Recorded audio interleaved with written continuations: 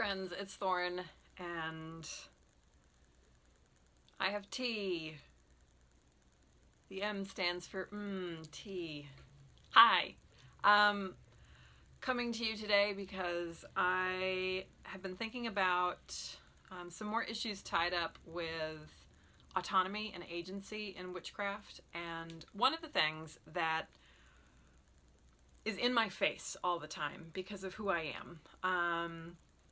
As an author, as a public witch, as somebody who's out in the community, who does festivals, who's on the internet, whose face is places, something that I encounter, and I know others do too, other authors and content creators and bloggers and things like that.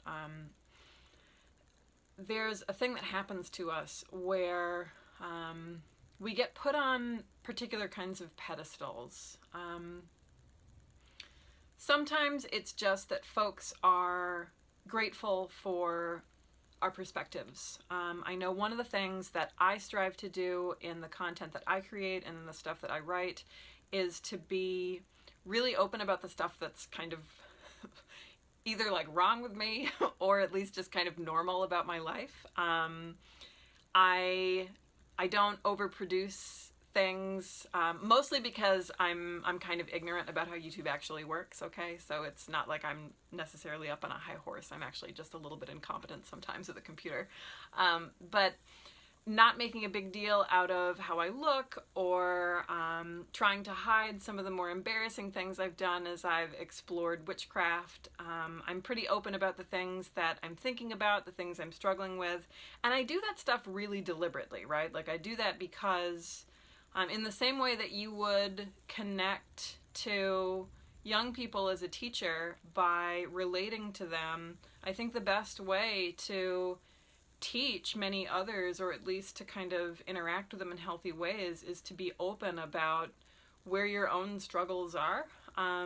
As a content consumer myself, as a reader, as somebody who enjoys learning from others, those are the things that are most valuable to me too. You know, like I don't necessarily want to see lots of stuff from people who look like their lives are totally perfect, like they know everything, or they're beautiful, or everything is just together all the time. Like that's great, but sometimes I just need somebody else to sit in kind of the pit with me, right?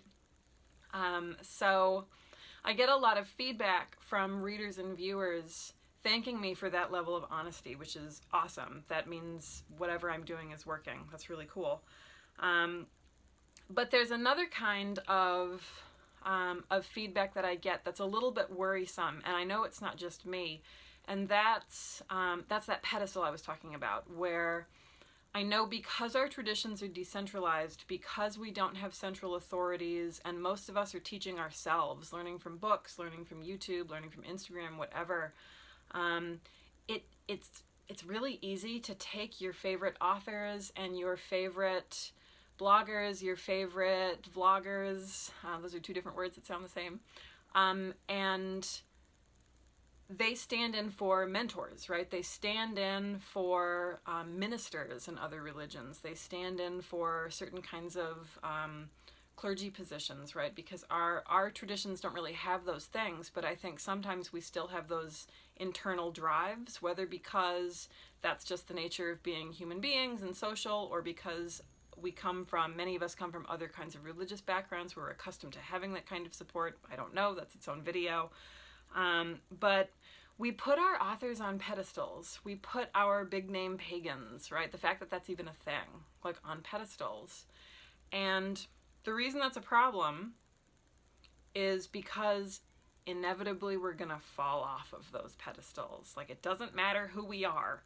I think if 2020, or even prior to 2020, has taught us anything, it's that everything can crumble, and eventually things will crumble. And if your personal identity, if your stake in the community is tied up in other people, particularly teachers, gurus, mentors, people who you maybe don't even know personally, you're putting yourself in a position where that power and authority is outside of yourself, and that's a problem.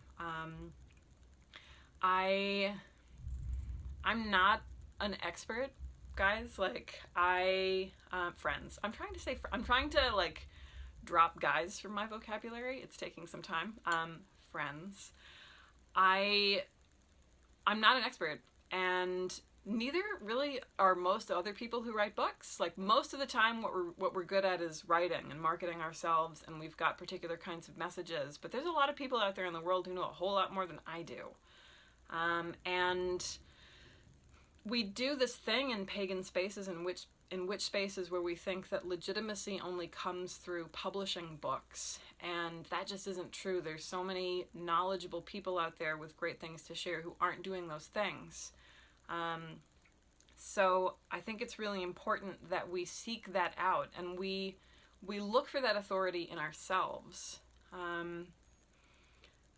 I don't know, like, I do this too, right? I have authors and pagan teachers who I adore, who I freak out over when I see them, who I aspire to meet, aspire to be like I have those people in my life. I think that's a very natural thing. But my actual practice of witchcraft necessarily has to be separate from that, because otherwise I'm in that precarious position where, what do you do if that person,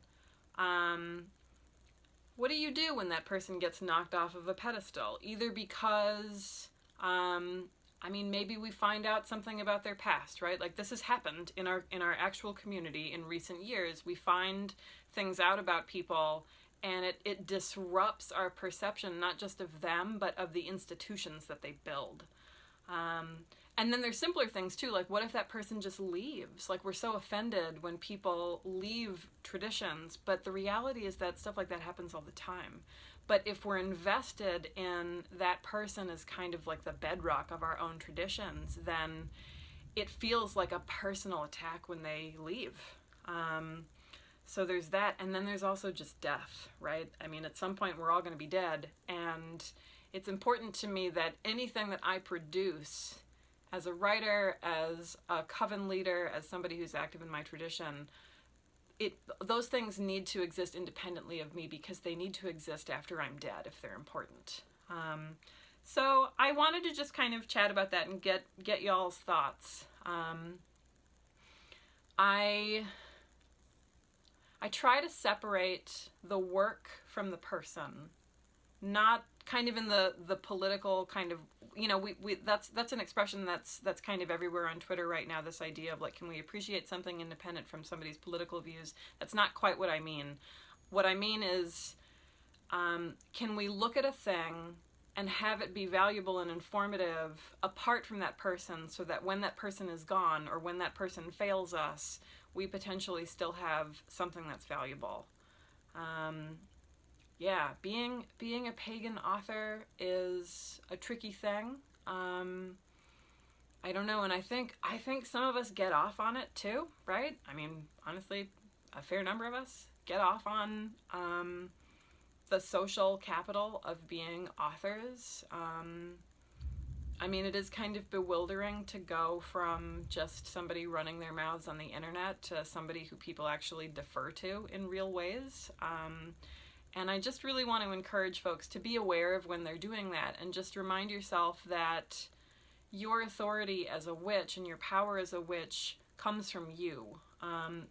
Books, blogs, videos, all that stuff, the people who inspire you, witchy influencers, whatever, those things are resources for you.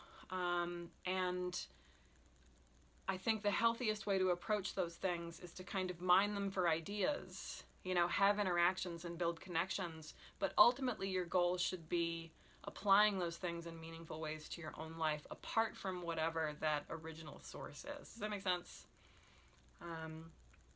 Anyway, that's all I had about that. I have a lot of words lately, but I like to process online to you all. So what do you think? What do you think about the concept of the big name pagan, or the pagan author? Do pagan authors and influencers and witch bloggers and whatever, do they fulfill similar roles in other traditions as, say, ministers? I think sometimes their expectations for them are quite high. What happens when those people disappoint us, as they inevitably will? I'd love to hear your thoughts. tea.